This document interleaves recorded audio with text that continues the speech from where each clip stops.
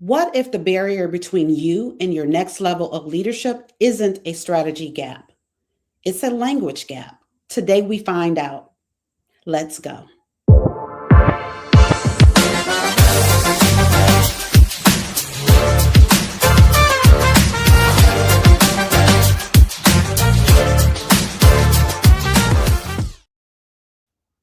Welcome to Women of Color Live, the live version of Women of Color, an intimate conversation, a top 20 women's empowerment podcast. Today's guest is Rachel Pierre, founder and CEO of Parler, the private executive French fluency intensive for leaders operating in French-speaking environments. So let's go ahead and get into it. Rachel, welcome to the show. Thank you, Denise. I'm so happy to be here. Yes, and I'm happy to have you. And those who are watching, engage with us. We want to answer your questions. We want to see your comments. So drop them in the comment section. All right. So Rachel, you spent 15 years in computer engineering and fintech, and then you built something completely different. What happened inside you that made you leave a proven path to build Parler? So, what 15 years of corporate have taught me is that I cannot be confined to a box that wasn't built for me. So I did it because I wanted to play by the rules. If you want to win at a game, you have to know the rules and play by the rules and in order to win. But that doesn't mean that you necessarily love it and enjoy it, So I discovered that what truly fulfills me is going back to my roots and leveraging a skill that many executives, even in corporate, would reach out to me for and help them maintain their identity when the language in the room switches to French.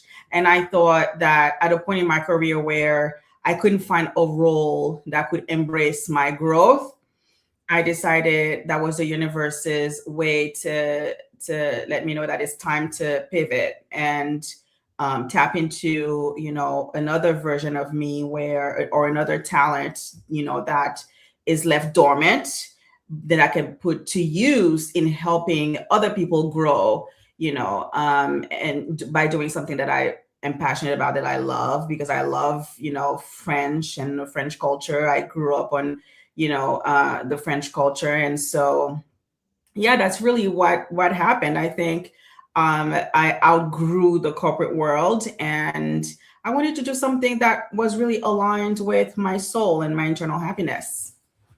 And I love that you say all of that, because this podcast is to empower women, as I said, and it's to give us like some tangibles and see ourselves in something. And so you've given us that, right? What you just said. It's fine. You're in corporate, you're working for someone else. That's fine. While you're there, take from it, right? Yeah. Take from it that helps you for the things that you really want to do. Leverage it, right? And then tap into that thing that really brings you joy, that thing that you can do, with your eyes closed at any time. Do all those things. Yes, that's exactly right. Right. So on Women of Power, Women of Color, we center and empower women of color, as I just stated. We also have a free newsletter built specifically for Black women 50 plus, the Dream Lifestyle Collective. And go to Danino Garrett to get started to sign up. And I want to shout out our production team at the Leon Thomas Group, and specifically Orrin Stewart Sr., who is our producer. He's on the ones and twos and keeping us together every Thursday. So this month, August, we are in the Legacy series, Lead, Transform, Leave a Mark. And Rachel, a native French speaker from Haiti who spent over 15 years in fintech before building Parler, is a masterclass in how language opens doors and what happens when you build the key for yourself.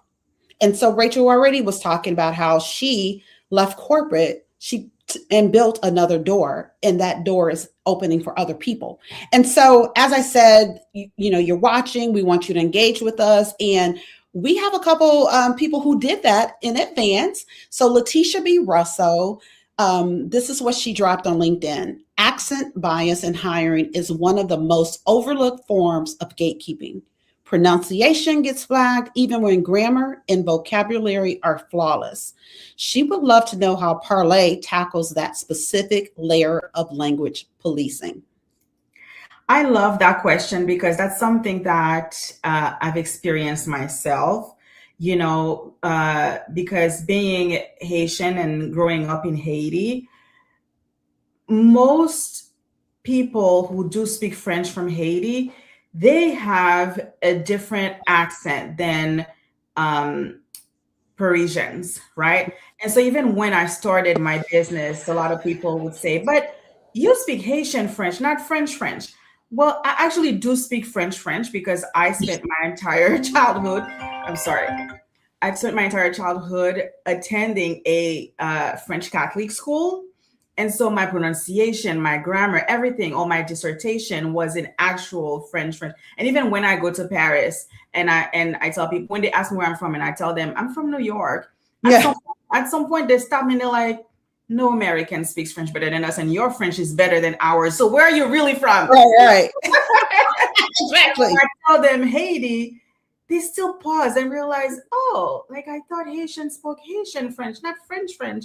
This is new. And so I think that the same goes with pronunciation in hiring. I can totally understand the frustration there, but the thing is, sometimes your accent can overshadow your grammar and vocabulary. I mean, I've been there even as a student in, when I went to college here in the States, one of my teachers was Indian. And I mean, he was a great teacher, but I could barely understand a single word. And Mhm. so, if your message can get across, even if you're a great teacher, how is that beneficial to me, right, as a student? And so, I think that's part of my offering. I coach executives through pronunciation because one word could mean different things based on the pronunciation, and you have to be able to communicate and convey your message and connect, in a way that your audience can receive it. And so that's where I could see pronunciation being seen as a gatekeeper. Yeah. What did she say? Yeah, because but it's not I would say if it does become that big of a roadblock, it's something that you can definitely work on. It doesn't have to take over your career. Yeah. Many of us had to work through it, the same way. I mean, that's one of the reasons why my dad, for the longest time, did not want me to speak Creole, because he wanted me to speak proper French, because that's the language that's going to open doors for me. If Mhm. I spoke French the Haitian way, I mean, granted, it's a very beautiful French, it's Caribbean French, but it would not have opened the same doors for me, Yeah. right? And so I think knowing the rules, like I said earlier, knowing the rules and mastering the rules and doing what you have to do. I mean, there's Toastmasters, right? Which is great in public speaking and helping you. But if you're learning a specific language like French, you can sign up for Parlay, and that's what I help with. Because it is important. It only becomes a roadblocker if it is that big. So if it's something that you can work at, just work at it. Just you know, um, gotta ace it, gotta win at the game. This is the rule of the game. So you have to play by the rules until you attain a certain level where you can say, you know what, I can pronounce however I want. I'm already at the top of my career. I don't care what you think about my accent. Mhm. But if you're not there yet, you have to know the rules and play by the rules. However, we all have accents, right? Even in Mhm. America, somebody in the South will not sound the same as someone from New York, will not sound the same as someone from, I don't know, California. We all have accents. And so, yeah, so that's my answer to Letitia. Letitia, if it does become that big of a roadblock, it's something that I think you can absolutely work on. It shouldn't be a roadblock. Yeah. And so, I mean, everything you said, like I'm nodding, I'm shaking my head, right? Because yes, know the rules of the game, right? In Mhm. order to play it, right? If you want to Yes, play that game, there are rules to it. You need to exactly. figure out what it is. Yeah. At the same time, you're absolutely right. We live in different regions. Even within the same state, you can sound different, right? Yeah. And which English is the proper way anyway? So who Yeah. is actually defining that? Who's Right. determining the correct way of speaking English? Because even when you go to London, I'm in London often. Yes. I mean, they spoke English before we did, and they Yeah. sound differently, right? And Yeah. they say the words differently. So He's Yes. the gatekeeper really of English. Exactly. Yes. And, I can totally understand the frustration, Letitia. Trust me, I see you, because when I went to college, I was the manager of the commodity store on campus. And there was this older lady, she wanted to order a bakery item. And so she goes to the bakery section and she says, "May I have a muffin, please?" And the guard counter is like, "What?" And she repeats, "May I have a muffin, please?" And the girl goes, "What?" The third time, I could not take it. I said, "She said she wants a muffin. What? Like, why is that so hard for you to understand? Right, Muffin, exactly. muffin, how many items in the case do you know are close to muffin? Come on, Right. girl. You're doing it on Yeah. purpose. Yes. It really got to me and I had to step in. Mhm. So I do see you, but we have to know the rules of the game and play by those rules if you want to win that game. Yeah. Yeah. And then what comes to mind for me as well is it's a way to other you. Right. Yes. It's I mean, she knew what she was saying because, like you said, I mean, how many things sound like Yes, uffing? How exactly. many things do we have here that sound like uffing? Yeah, So, do you mean muffin or muffin? You know what I'm saying? exactly. So, yeah, Yeah, absolutely. It is. It is a way to it's a way to single you out. And again, depending on exactly. what it is that you're trying to do, Yeah. you may have to make some adjustments. Mm-hmm. Yeah. So the parlay method is described as a private executive French fluency intensive, not a language class, not an app. You built something very specific. What gap in the market did you see that no one else was solving?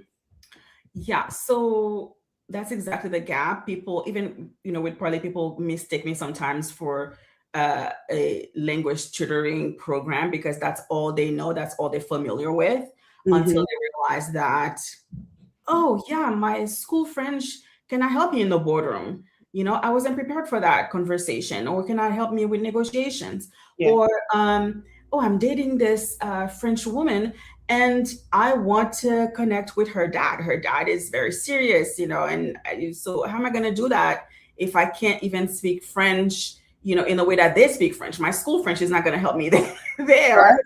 And so that's the gap that I identified, in the market. Especially, it started with in the corporate world where, for example, this a salesperson, this senior VP of sales, whether it be at JP Morgan, Chase, or Apple, had to do business with a francophone client, and they realized that the communication is not quite successful. There are gaps in the communication. They're not quite reaching the client. They feel like the client is a bit disinterested, or sometimes during the meeting they have side conversations that the salesperson cannot understand, and it just so happens that they end up making decisions during the sidebars that completely fly over their head. They weren't present in that conversation, and so they missed the deal, right? And so it's that type of gap that I've identified. Actually, one of my someone that reached out to me, she was still in Paris, and the day before she flew back to Maryland, she contacted me. She's like, I am the director of such and such museum, and I was in Paris for an exhibition, and we were discussing a couple pieces of art, and when it's not the same when you communicate an emotion in French versus English. The translation, it's not there. It's not there. You really have to be well versed in both languages to make that happen, to make that connection. And so, even as a director of the museum, she's like, "I can no longer afford those mistakes. Can you help me?" I said, "Yes." That's why I created Parley, because I've identified those gaps in the market. And prime example, Deneen, even for myself, I remember when I first came to the States, I didn't find any comedy show that was interesting to me. I Yeah. thought they were all boring, especially Seinfeld. I was like, how can people love this show? It's extremely boring. But then, a couple years in, here I was binging on Seinfeld. I'm like, oh my God, it's hilarious. There's knowing the language is one thing, but Yeah. being able to capture the language in the culture, that's Yeah. how you're going to learn the jokes or even understand the jokes. You're going to understand the nuances that make a conversation interesting. And so that's where I come in. That's where Parlay comes in. Yeah, I love that. And so, like when you were talking, I was thinking about, so I was in London and I was giving a talk and I said something like a call and response, like, you know, in the US and church, whatever, you do call and response. So I kind of like did call and response and they kind of just sat there. And I'm like, hey, right. And I think I may have said something else, but then later, you know, they're like, yeah, we kind of don't do that. Like we just, you know, we don't really engage like that. And I was like, oh, good Lord. Right. So you need to know that about places you're going. So, you know, you're filling the gap specifically with French, the language, the pronunciation, and then also the cultural as well makes a difference. Yeah. So we also got a comment from Shelly Majors, and hers is more so a comment, kind of picking off of what Tisha was saying, but language gatekeeping rarely announces itself. Accent bias in hiring, code switching exhaustion, jargon that signals belonging before a word is spoken. Rachel's work with Parlay seems to address exactly that layer. And that's pretty much what we've been talking about. Yes. And that's exactly right. That's also why I created Parlay, because I remember my first couple years in the state. Yes, code switching exhaustion is real. It is real. It is real. I mean, here I was studying in a completely different language. So not only, you know, was I trying to ace my classes, okay, but also I was trying to operate in that language. And, you know, having to code switch between, you know, French culture and English culture. I mean, my brain, I was exhausted. And it's also the same thing that you do even in corporate, right? Because the way that you operate in a corporate environment isn't the way that you operate, you know, with your family or with your friends. And so to some level, we're always doing a little bit of code switching, right? But yes, Parlay does address that code switching and then after it actually happens during my first and second month. So I start with the survival method where I help your brain adapt from strictly operating in English to operating in both English and French.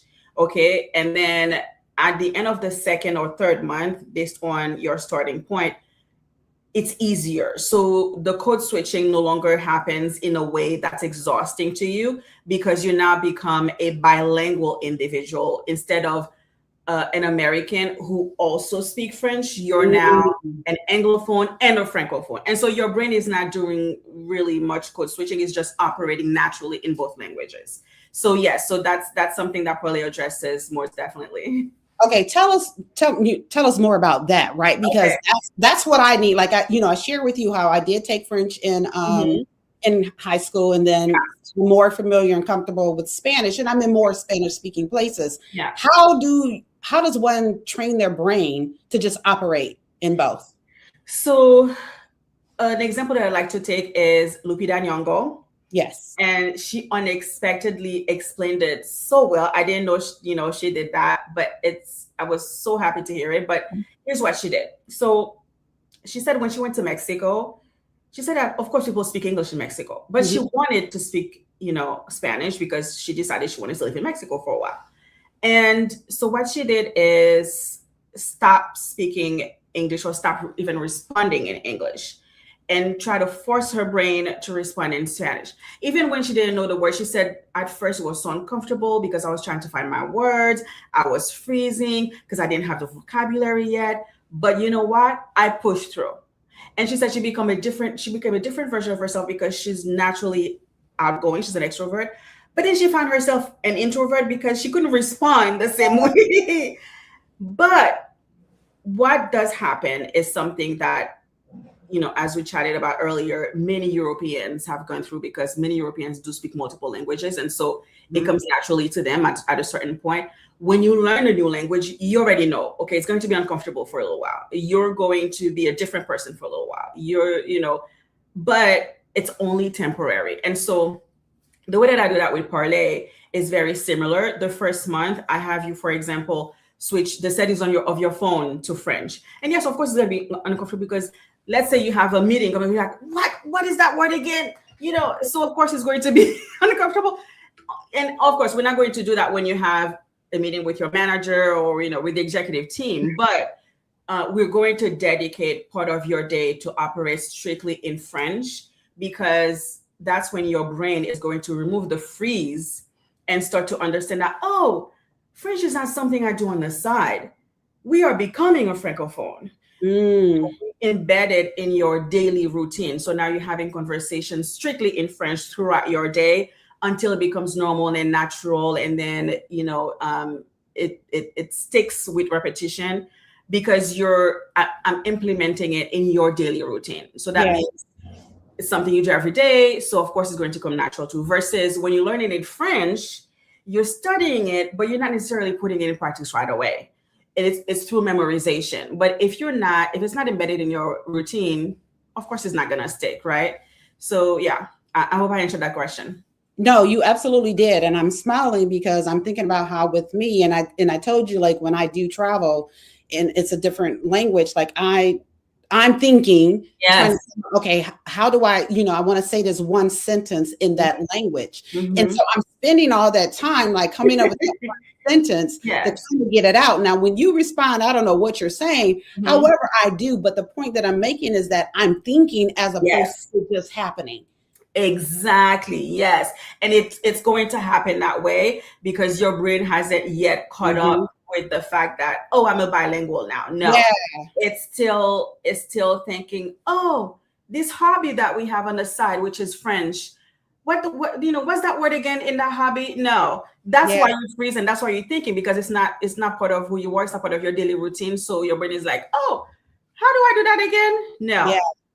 The way that we overcome it is by embedding it into your daily routine. And yes, it's going to be uncomfortable. It's not like, it's going to come to you right away. But the thing that I want, our listeners to understand is that, especially for those of you who only speak one language, I know you're going to feel like, oh, it's so uncomfortable. Oh, I feel insecure. Oh, I'm making a fool of myself. But guess what? Those of us who speak multiple languages, we had to go through that a second time, a third time, a fourth time. And so it's not that much of a roadblock for us, because now we're like, oh, it's just temporary. Yes, we're going to make a fool of ourselves, but it's temporary, right?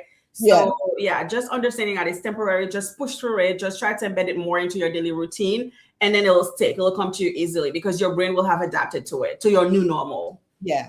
So a couple things with that. So yes, and that's why people say, oh, watch shows in that language. Yes. Listen to radio, whatever is language, to get your brain used to hearing and operating. So the other thing I wanted to say is, just in case y'all didn't catch this, did y'all hear that flex? Okay, that flex about those of us who speak multiple languages and how easy it is. It's just temporary for a minute. Yes, girl, do that. Flex on us.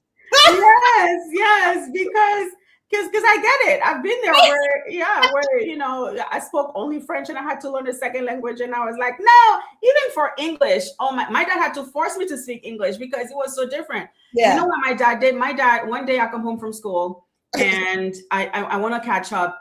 So there's a show here called a soap opera called not Days of Our Lives, another one, but in French we call it Les Feux de la. Oh, Young and the Restless, The Young and the Restless. So in French we called it Les Feux de l'amour, which translates to the fire of love. And I knew something was going to happen, today. So I'm like, Dad, let's get home fast. I don't want to miss my show. So I'm running to the TV. I turn it on, and it's in English. And I'm like, I'm flipping through the channels, all English. Dad, right? Something's wrong with the cable, and I'm missing my show. And he's like, nothing's wrong with the table. With the cable, I told you to start learning English. You don't want to listen. So now you have no choice but to watch your favorite show in English. What are you going to do? You're going to stop watching the show? No. So he really forced me through it, because I was that reticent to learning a completely different language because it was so uncomfortable. And that sounded so silly, at first. But boy, am I glad he did it, because I wouldn't have been here talking to you, really. Right? Yeah. No, and you're right. For me, it's that vulnerability, right? It's exactly what you said, that feeling of being uncomfortable about seeing something wrong. Like, because I have access to multiple people who speak Spanish and who have been willing, like, I'll help you, but I just haven't embraced it because of my Yeah. were, my fears around Yeah. it, like not saying it right, and then not being, I don't want to be corrected, right? That's Yes. the other thing, but like, I really need to go ahead because I love, other languages. I love people. Like I said, I'm envious of people who speak more than one. It's like, I can be one of those people. I'm in my way. So Yes. Yeah, just push through it. Push through the discomfort. I promise it's only temporary. I promise we'll all been there where we feel so silly, where we're like, no, stop correcting me. I know. I know. Yeah. All right. So your clients are operating in French speaking boardrooms at the highest levels, France, Monaco, Francophone markets globally. I want to know what language fluency actually unlocks for a leader that strategy alone never could. And stay with us. We'll be back after this break. I've been doing this work for a while, building, credentialing, showing up week after week for women of color, and more recently for Black women 50 plus who deserve a seat at every table in every room. And I want you to know the rooms are getting bigger. This year, I walked into the Black Enterprise Women of Power Summit as credentialed press. I was accepted as press in the room at the Millikan Institute Global Conference, one of the most prestigious gatherings of global leaders on the planet. I was also honored as a Leadership in Action honoree at Career Master. And I finished in the top 5 in my category in the National Entrepreneur of Impact competition. And I'm not waiting for permission to be in the room. I'm building my way into every one of them. And the credential press at the marquee cultural events of 2026, bringing those conversations directly back to you across my social channels. And if you're a Black woman over 50 who is done settling for the life you thought you were supposed to have, who is ready to dream boldly, decide intentionally, and drive your vision, there's a community built specifically for you. The Dream Lifestyle Collective, where we don't just talk about the dream, we live it. All right, so here's how you can be part of what's building. Watch and subscribe on YouTube, where we have new conversations every Thursday.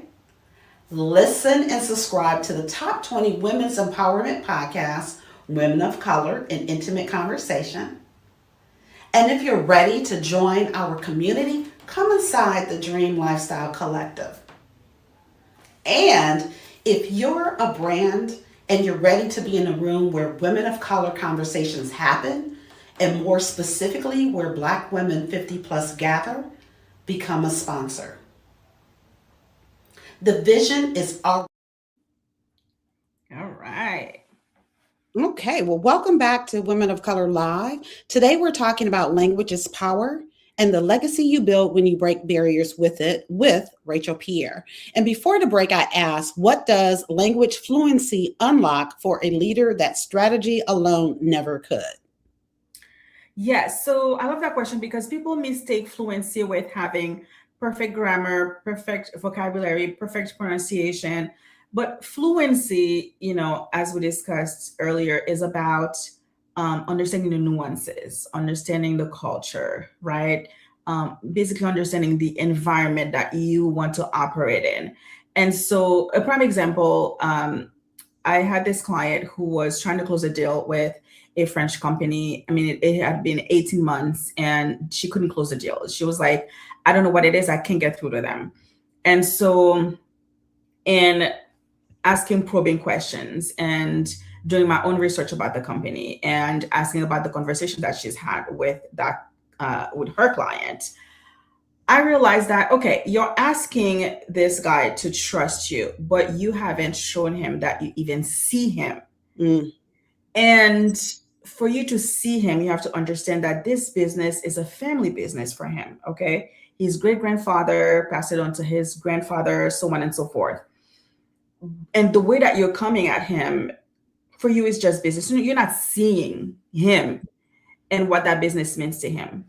And so I gave her a couple of key phrases that she butchered, but even through the butchering, she closed the deal. and the sentences were around, okay, we are building something that will last. Okay, this is my plan for the next decade. This is how we're going to last. And now you're showing him that, oh, she sees me because yes, it is a family business. I want it to last. I want this partnership to last. I don't want someone to come in, make profit, and then bounce. Mm-hmm. And so that's what Fluency unlocks. It gives you access. It gives you insider access that merely speaking the language cannot give you. Yeah. Yeah. Yeah. And, so I want to also just make clear. So what we're talking about, and we've said it, you've pointed this out, but I just want to stress this, that these people already know how to speak French. Yes. Just teaching them another level to it, a way of building relationships with people. Because that's really what you're talking about, in essence, is building relationships, which goes beyond the language, right? It goes beyond it, and it's not just specific to someone who's closing deals with people who speak French or any other languages. We're talking about in any situation. When you connect with people, that makes a difference. Exactly. To the next level. It closes deals. It gets you indoors. It gets you on tables. You get to build stuff, when you're building those relationships, which is very key. Yes, which is very key. So I do have a program for people who don't speak French at all. Of course, it's going to take you longer. If your goal is to close business deals and you don't speak French at all, then of course there's like a 6-month program, a year program based on how fast you learn. But what really drove me to start Parlay is exactly that gap, is the gap between I speak French, but for some reason I can't connect with this client. Yeah. We're not understanding each other. I can't close those deals. They keep going to someone else. Or I keep hiring a translator, and maybe my translator is the one laughing with my client and building that relationship with the client, but not me, not with me. You're just sitting like, Yes, exactly. And so that's the value that I bring, and that's why it gives you. That's where Fluency gives you that insider access. It gives you leverage, right? Mm-hmm. It gives you that leverage, yeah. Mm-hmm. And so you've pretty much already answered this, but I want to answer more, ask it a little bit more directly. So you work with executives at the highest levels of global business, as we've said, and for a leader who has been operating in French-speaking environments without full fluency, what is she actually losing in those rooms that she may not even know she's losing? Yeah. So what she's not realizing that she's losing, and I don't know if any of our listeners has ever watched an episode of Emily in Paris. Oh, yeah. Yeah. So it can seem silly, but what I do love that the creator and the writers have done really well is show us, even though, there's humor in it, but you've seen several situations where Emily lost relationship with, for example, a lucrative potential client that she brought to the company. And she completely lost that relationship because the client came in and she started connecting with the Francophones in the room. And then they started creating plans together and making plans and saying, oh, yes, I have my art gallery, exhibition that's coming up. You should come. And now she's inviting your boss or your other teammate, and you're sitting on the sidelines, not even realizing that you're not being invited to an event. Right. Or there are jokes, they're laughing and you're sitting like this, listening, or maybe you're faking it, but you're not really, so you're leaving money on the table. First of all, you're leaving millions or billions on the table, depending on your business and the deal. You're losing relationships, if you're not working on those skills, you're definitely losing relationships. And how does that, impact your personal life, your personal goals? For example, I have a client who came to me and said, Rachel, I already told my daughter that I'm sending her to Harvard. So if I don't close this deal with my Francophone client, I don't know how I'm going to pay for Harvard. and she's already doing well. She's acing, like I know she's going to land, in Harvard, but I'm not ready. I need you to make me ready and close the deal with the client, right? So that would be a huge loss for that father, Another client came to me. Another client came to me. He said, there were times where I had the perfect solution to a problem, but because I was so afraid to speak up, I was so afraid to butcher my sentences, the deal went to someone else. I'm like, what? Let's not ever let that happen to you. And this is someone, I mean, that's money that could have gone to your family, to your business, right? And you told me that you want to travel the world. And so you lost all that. You lost all of that just because you're afraid to speak up. You're afraid to learn the language that actually allows you to connect with your client. So yeah, I love that question, because it is true that people don't realize the opportunity cost. Like, what are you losing by not building or working on that skill, right? So yeah. No, and I mean, it is such a interesting thing that we don't necessarily focus on, right? There's certain things that we focus on, and then there's things that we don't necessarily focus on. But that just goes to show, it's like, tap into that.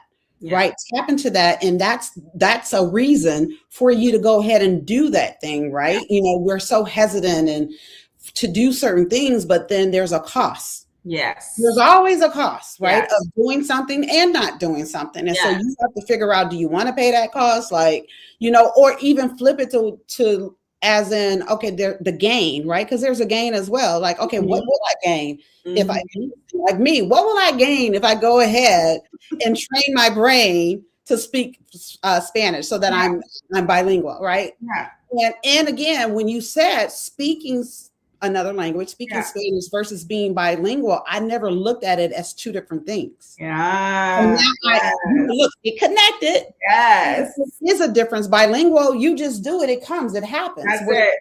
The way is, like I said, I'm spending an hour on that one sentence. And I get it out, and then I don't know what you said. Yes. And that's how sometimes, I'm sure you experience people who switch between languages in the same sentence, right? Yes. Yeah, and that's because they're bilingual, so they don't have to do code switching. So now both languages are coming at them, and they're like, okay, I guess I'll just operate in both. I'll finish my sentence in both, and so that's the beauty of it. Yes, there's a difference between knowing a language and belonging in that language, living in that language. Yes, being bilingual. Yeah. And then another thing I also wanted to kind of go back to, because you mentioned this earlier when we were talking about the pronunciation and whatnot, and you mentioned a college professor, how they knew their craft, they knew the topic, what they were teaching. However, that accent was so heavy and thick. I've experienced that as well, right? I experienced it two different ways. One, I think I was taking stats. Now we know, unless your brain is that type of brain, stats is hard. Yes. It's hard.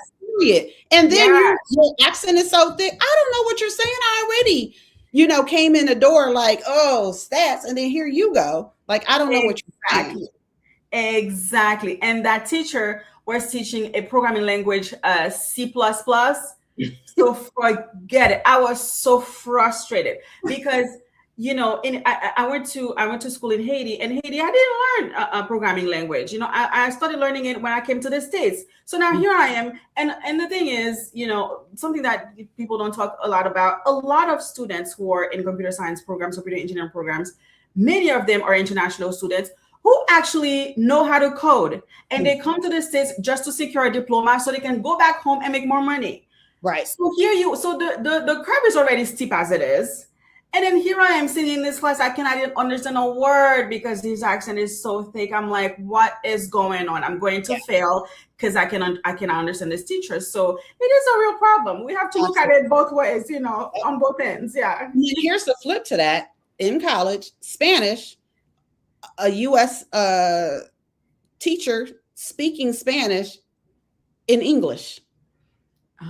If you get what I'm saying, like no pronunciation, none of that. It's just like yes. Hola. You know what I'm saying? Like what? Yes.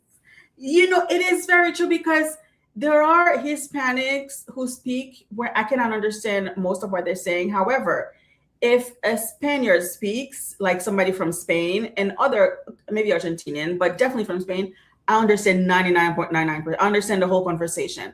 So just to show that, yes, there is something to be said about pronunciation, that it is something that we should definitely, work on if we want to make an impact, if we want to be effective, in our communication, because it is in fact a roadblocker. So you can't be mad at a company who says, I'd love to hire you. You have a great background, but communication wise, it's probably going to be a problem, not saying that they're all right, because again, most people have an accent. So, but it is something to be considered. Yeah. Yeah, absolutely. All right. So you left 15 years in fintech to build something the market didn't have yet. And for the woman who has an idea that doesn't fit neatly into a category, what is the one thing she needs to do to stop waiting and start building? Honestly, I would say, first of all, listen to your gut. Your gut is always right. Because that's what I did. I knew that. And also, if you are risk averse, it's okay to be risk averse. But when you leave a comfort, your comfort, for example, corporate, was comfort for me, right? It's like I knew where my next paycheck was coming. I knew I was doing a great job. Although not always guaranteed, because yes, people get laid off. But at Apple, for example, if you're a good employee, it'll be very hard for you to get fired. And so leaving that comfort to start something that I'm passionate about, it's not for the faint of heart, I have to say. You have to know yourself. You have to trust yourself, know your capabilities, know that, like what does your career or your life, what has it told you, this far? Are you someone who, when you put your mind to it, you achieve things? And that's what I had to rely on, because I've tested this before, where I took a break from corporate. I said, I'm so burnt out at JP Morgan. I'm going to take a year off. And lo and behold, that year, I just happened to walk into a dance class. They would not let me go. 2 months later, I was already competing in ballroom dancing and won first place. Now, would that have ever happened had I been sitting at my desk day in and day out in corporate? No. So it's really sitting down and assessing, really understanding who you are. Yes, are you risk averse, but do you achieve things? Are you resourceful and trusting in your capabilities? And also, are you a woman of faith? Because for me, faith is very important to me, and it has truly kept me centered every time that I've taken a risk. And that's where I just looked at my finances, and my finances were not perfect. Okay. They were not perfect, but I knew that, okay, I've done this before, and I went right back on my feet, and I know what I'm capable of. And so I'm going to take that leap, because that's what my intuition is telling me. Also, if you find yourself beyond depressed and sick, because that will literally make you ill when you find yourself in a role in corporate or wherever where you're miserable, because let's say your talent is not being tapped into, you're not seen, you're not valued.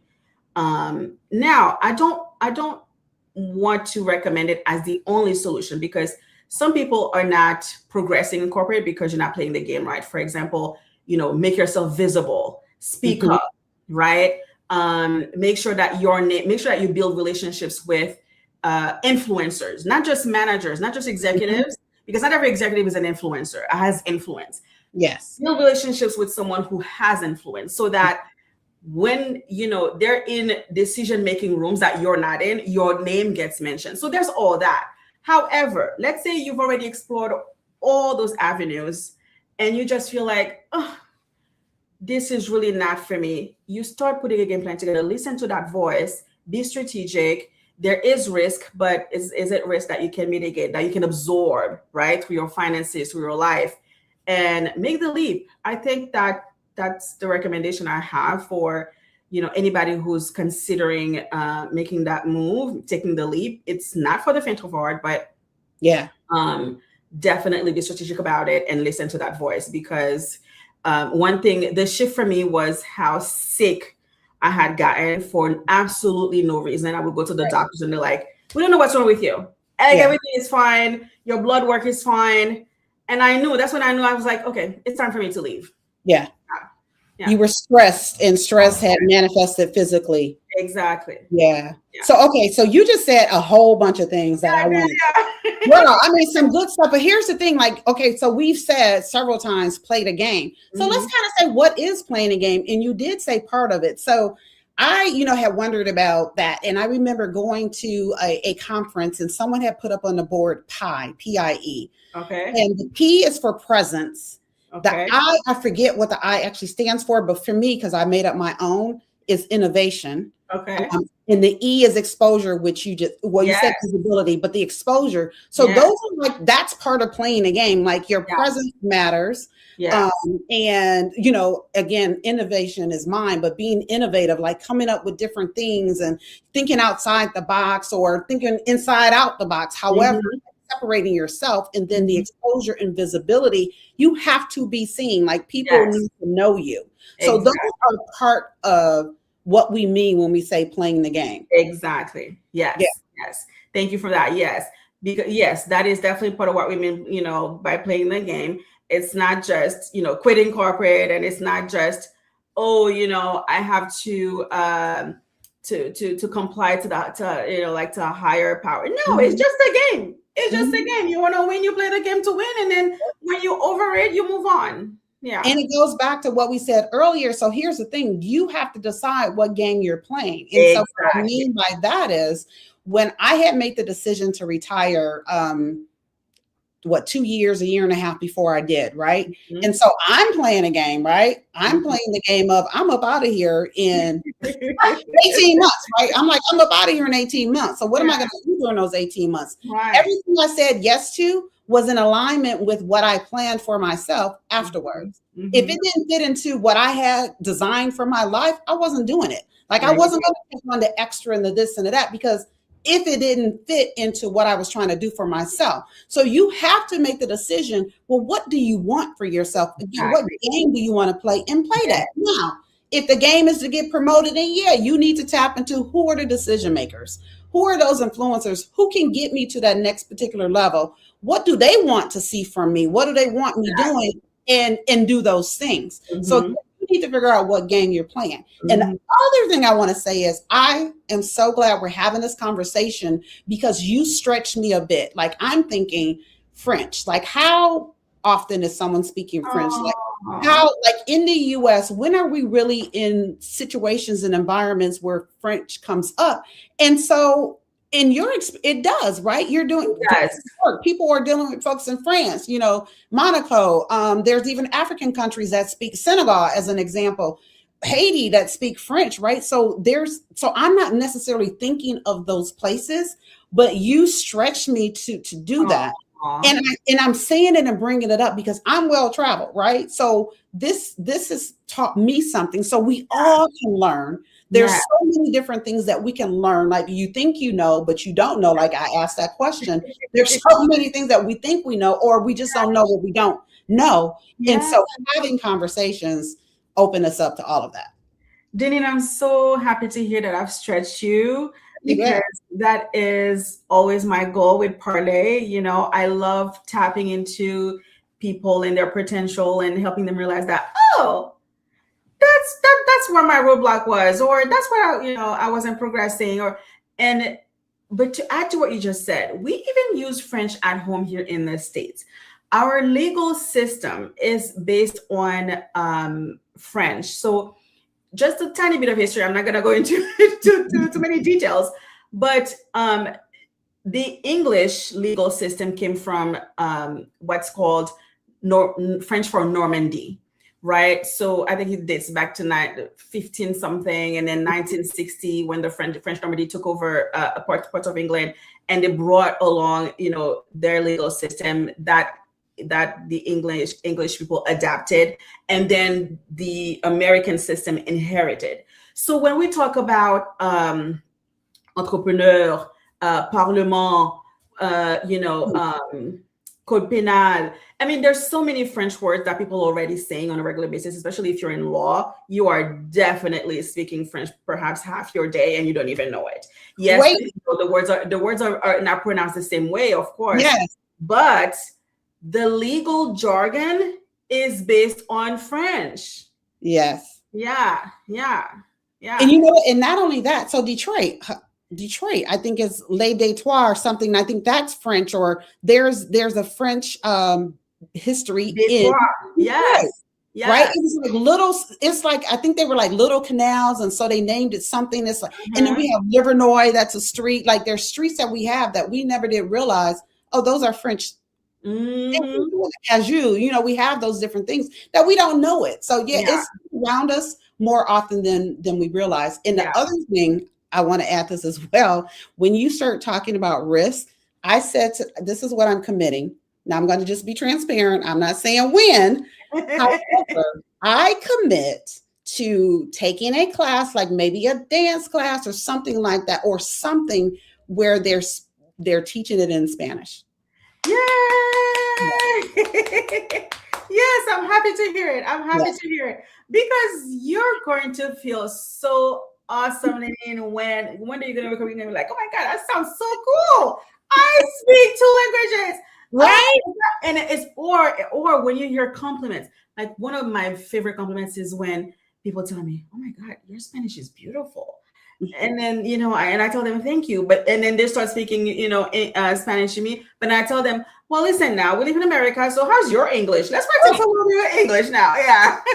But it's one of my favorite compliments when people look at me like, oh yeah, they're like, oh, I didn't expect that, your Spanish is so beautiful. I'm happy for you. I'm happy for you. Yeah, especially to dance, that's perfect because Yeah. that's part of the culture. It'll be perfect, a perfect way to get embedded into that culture. I love that. So thank you for that. Oh, my Merci. pleasure. Avec plaisir, avec plaisir. My pleasure. Okay, so language is not just communication, it's authority, it's access, it's the door you didn't know you could open. That's the dream lifestyle standard. So, Rachel, before we wrap, what would you like to leave those watching or listening with? Just a reminder to our listeners that you have in anything you do in life, you have to be uncomfortable until you become comfortable.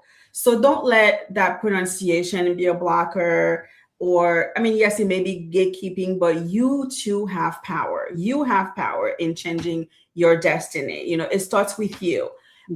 So whether it be language, whether it be career, whatever it may be, whatever the next chapter opens up for you, whether it be little things, big things, starting a family. You have to learn how to be a mom. My sister's going through that right now. You had to get uncomfortable until you have to sit in that discomfort and push through it.